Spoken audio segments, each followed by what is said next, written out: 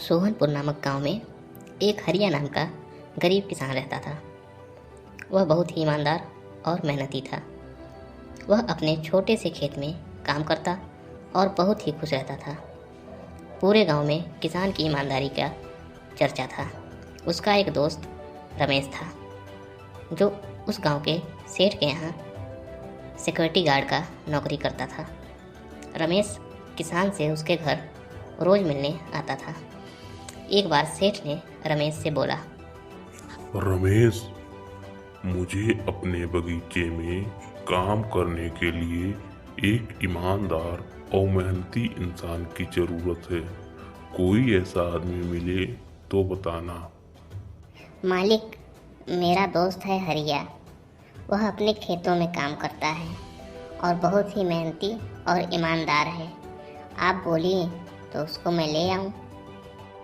ठीक है रमेश, जाओ उसे कल से ही काम करने के लिए बोल दो।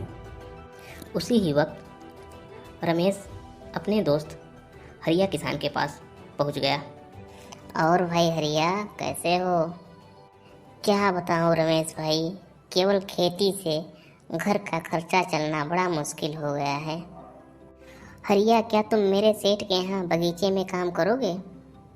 हाँ भाई रमेश, क्यों नहीं करूँगा। रमेश अगले ही दिन अपने दोस्त हरिया के साथ सेठ के घर पहुंच गया। रमेश ने उसे सेठ के सामने लेकर गया और सेठ ने हरिया को बगीचे की पूरी देखभाल का काम सौंप दिया। हरिया, तुम अगर पूरी ईमानदारी के साथ काम करोगे तो तुम्हें 5,000 रुपये हर महीने और एक टाइम का भोजन मिलेगा। ठीक है मालिक, मैं पूरी ईमानदारी और मेहनत से काम करूँगा। हरिया बगीचे में बहुत दिल लगाकर काम करता था। कुछ दिन बीत गए। हरिया ने बगीचे को बहुत ही सुंदर व हरा भरा बना दिया। सेठ को उसका काम बहुत पसंद आया। एक दिन हरिया बगीचे में कुदाल लेकर कुछ खुदाई कर रहा था, तो उसने ज़मीन से नीचे कुछ महसूस किया।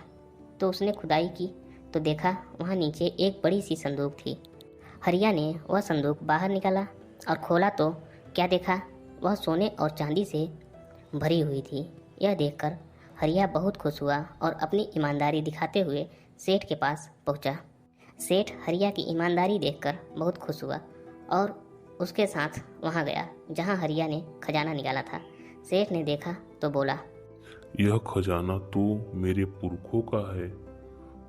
हम कई वर्षों से इसे खोज रहे थे। खजाना देख सेठ बहुत खुश हो जाता है। सेठ अगले ही दिन हरिया से पूछता है, हरिया, बताओ मैं तुम्हें क्या इनाम दूं?